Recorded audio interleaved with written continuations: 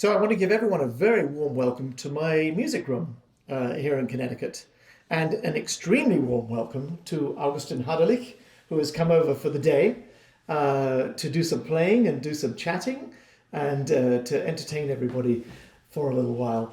Augustin, welcome. Thank you very much for making the time to come over. Really appreciate it. Thank you so much for having me for the day, and it's always nice to see you. Well, let's start. You know, I've known you're playing now, what is it, 10 years or something like that since we first played together, would you say? I think it was maybe 2011, I want to say, that so we played almost 10 years. in Denver, right? I think. Denver, Yeah, of all that's when we places, met. yes, Yeah, right, yeah. wonderful. But I want to go back for everyone to understand a little bit about how you developed this incredible violin ability and technique and expression and so on. So you grew up in Italy, right? Right. So my parents were both German, but they moved to Italy before I was born. So I was born in Italy, in Tuscany, in kind of, I want to say almost the middle of nowhere, like in the countryside. They were farming or something. Yes, right? they bought a farm and were farming. My father played the cello and the piano, so there was a lot of music in the house. Actually, my grandfather had been a cellist, and my aunt played the violin, and so like there was a lot of music.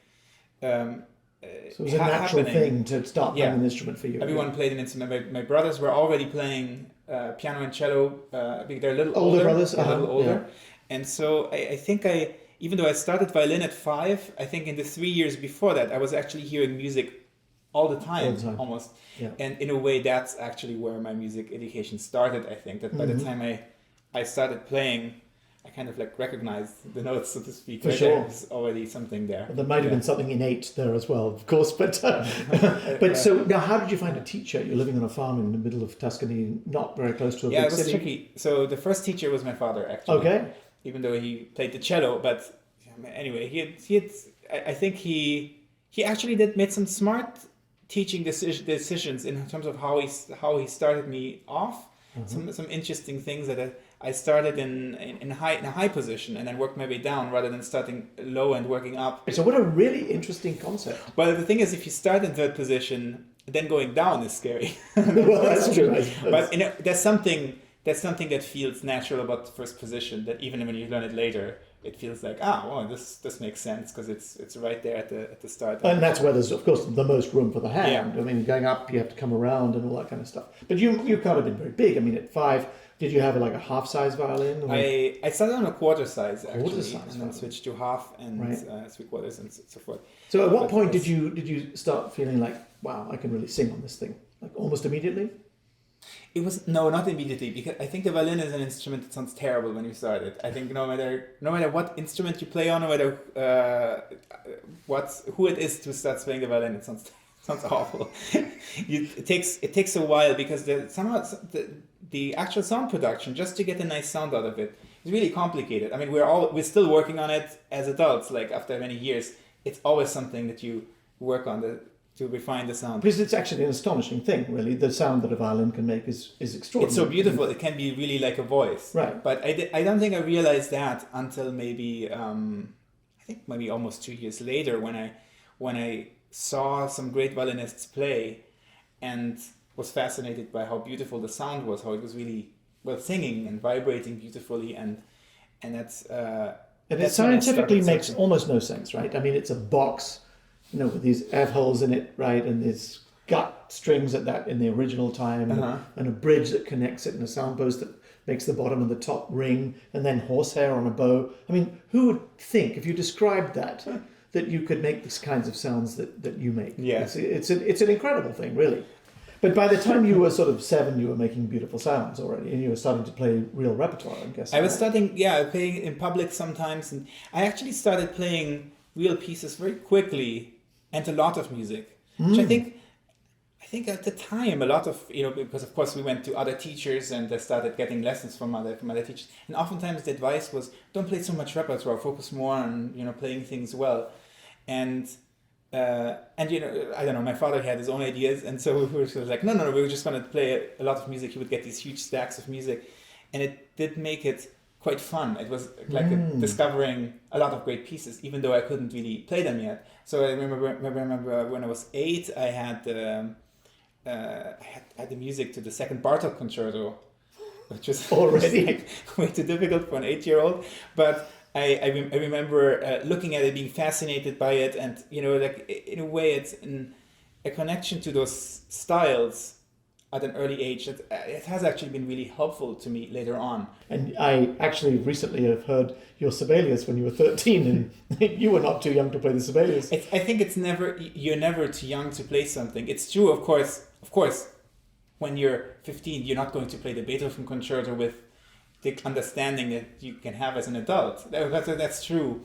And maybe you don't want to listen to the first 15-year-old play the Beethoven concerto, but I think that starting the Beethoven concerto young is really helpful. Starting anything really young, because it gives you you get to know the piece in a way it will stay with you for so many years. Yeah. You develop connections, personal connections with the music.